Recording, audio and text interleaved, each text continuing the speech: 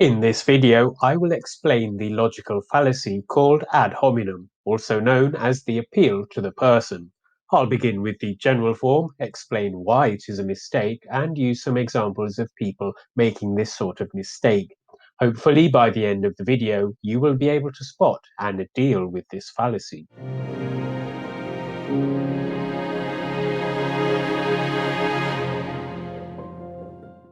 The appeal to the person, or ad hominem, is, I believe, the most famous or infamous of logical fallacies. The name comes from the Latin to the man, but of course this fallacy applies not only to male humans, so don't take the phrase literally. Ad hominem occurs when someone criticizes the person making an argument rather than the argument itself.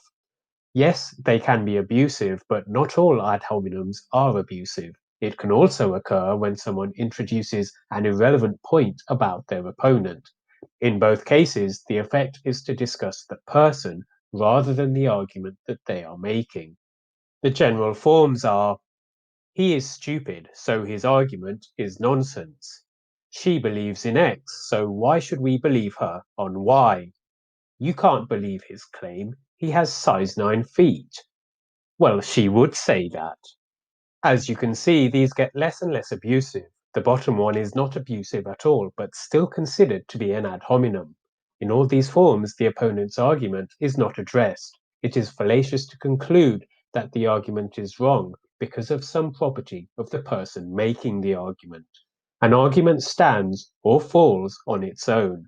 It doesn't matter who makes the argument, when they make it, or what they had for breakfast. These are not relevant. The final point to note is that although an ad hominem is not necessarily abusive, a personal attack is not necessarily an ad hominem. A logical and reasonable critique of a person might genuinely conclude that they are stupid.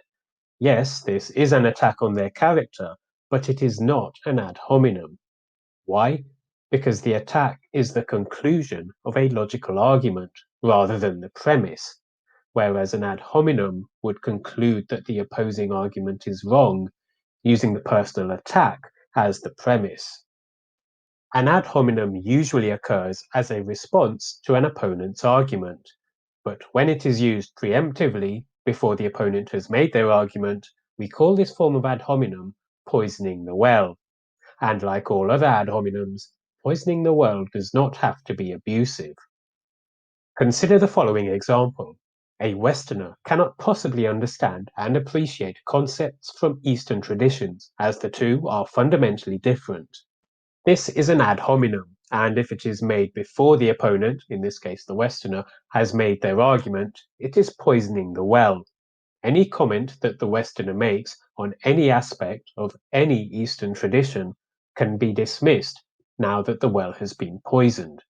This is a mistake.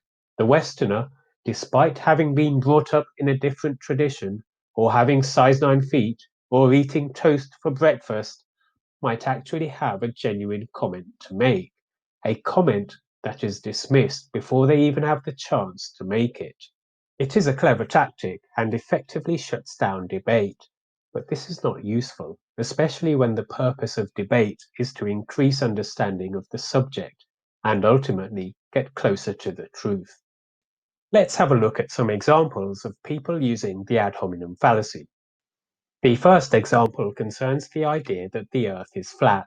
Some people genuinely believe that the Earth is flat. The same people tend to look at astronauts with some suspicion. When an astronaut or scientist from NASA presents an argument as to why the Earth is not flat, the flat earther might respond with, "All astronauts are military people. They are paid to take orders, including spreading the globe myth. Don't believe them."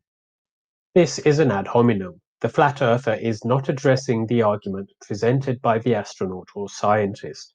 Instead, they focus on the employer and suggest that anyone working for NASA cannot be believed. This shift of focus conveniently deflects away from the actual argument presented by the NASA employee. Of course, if the flat earther says this before the NASA employee has made their argument, then they are also poisoning the well. Anyone that falls for this fallacious trap will effectively discard the NASA employee's argument before they have even made it. The final example concerns religion and ethics. This kind of mistake occurs with people of different religions and with a variety of ethical issues. But for this video, I will use the issue of abortion. Discussing it are two people, Alice, a Christian, and a non-religious person, Bob. Alice makes the argument that life is sacred, so the ending of any human life is unethical. After Alice has presented her argument, Bob responds with, "This from a person who believes the Earth was created in 6 days." Bob has made no attempt to address the argument made by Alice. Instead, he maligns Alice's creation belief. Whether or not the Earth was created in 6 days, it has no bearing on the issue of abortion. Bob is shifting attention away from the issue of abortion, focusing instead on Alice's creation belief. If you fall for this fallacy, you might dismiss Alice's point on abortion simply because you disagree with her on her creation belief. This would be a mistake. To help you identify and deal with this fallacy, consider the following. Is the premise a personal attack? Remember, it doesn't have to be abusive. Is the conclusion a rebuttal of an argument? If it is preemptive, then the argument is one you are yet to make.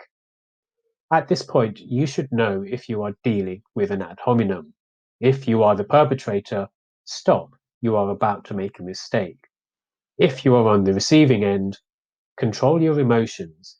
Don't respond to a personal attack. Point out the mistake and ask them to address the actual argument, rather than the person making it. Well, that concludes the video. Hopefully now you are better placed to spot and deal with this fallacy. And if not, well, only an idiot would watch this video and not like and subscribe. So hit the like button and subscribe to the channel.